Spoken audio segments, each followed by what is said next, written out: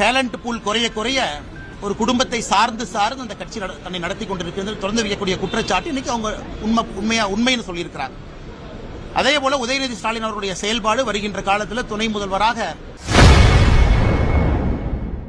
எடப்பாடி பழனிசாமியின் குற்றச்சாட்டு குறித்து செய்தியாளர் எழுப்பிய கேள்விக்கு முதலமைச்சர் மு க ஸ்டாலின் பதிலளித்துள்ளார். இந்த ஒரு ஆண்டு காலம் எப்படி இருக்கும் என்பதை தமிழக மக்கள் தீர்மானிக்க போறாங்க, நிர்ணயிக்க போறாங்க. அதே நேரத்தில் திரு உதயநிதி ஸ்டாலின் அவர்கள் தமிழகத்தினுடைய துணை முதல்வராக பொறுப்பேற்றிருக்கிறாங்க. ஒரு வேகமான வளர்ச்சி கட்சிக்குள்ள எம்எல்ஏ ஆனாங்க, அதன் பிறகு உடனடியாக அமைச்சரானாங்க, அதன் பிறகு இன்னைக்கு துணை முதல்வராக இருக்கிறாங்க.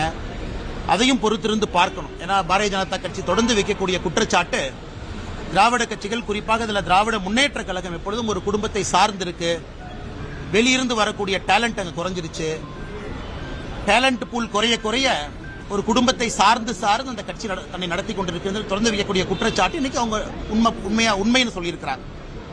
அதே போல உதயநிதி ஸ்டாலின் அவர்களுடைய செயல்பாடு வருகின்ற காலத்தில் துணை முதல்வராக எங்கே அவரை விமர்சிக்க வேண்டுமோ நிச்சயமாக விமர்சிப்போம், நன்றாக செயல்பட்டால் நிச்சயமாக பாராட்டுவோம்.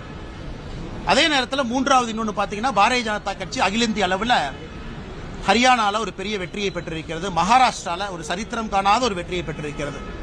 அதுவும் கூட ஒரு நார்த் ஸ்டேட், ஒரு சவுத் ஸ்டேட், இரண்டும் ஒரு மிக முக்கியமான ஒரு விஷயம்.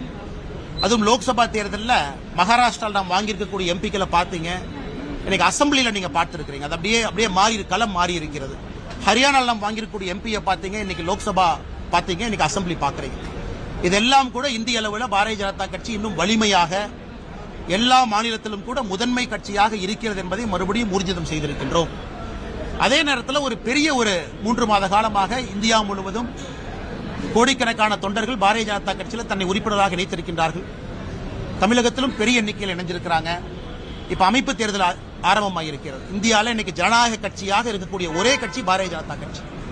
உறுப்பினர்கள் இணைந்த பிறகு ஒரு கட்டத்திலும் தேர்தல் நடத்தி கிளை தலைவரிலிருந்து மாநில தலைவர் வரை தொண்டர்களால் தேர்ந்தெடுக்கப்பட்டு அதன் பிறகு தேசிய தலைவர் தேர்ந்தெடுக்கப்படுறாங்க. இதெல்லாம் பாரதிய ஜனதா கட்சி எல்லா அரசியல் கட்சிகளுக்கு முன்பு ஒரு பாடத்தை சொல்லியிருக்கின்றோம், சொல்லிக் கொண்டிருக்கின்றோம். ஒரு உண்மையான ஜனநாயக கட்சி. இதெல்லாம் அந்த 3 மாத காலத்தில் மக்கள் முன்னாடி இருக்குங்கண்ணா. கேளுங்கண்ணா. செய்திகளை உள்ளது உள்ளபடி தெரிந்து கொள்ள ரெஃப்ளெக்ட் நியூஸை சப்ஸ்கிரைப் பண்ணுங்க.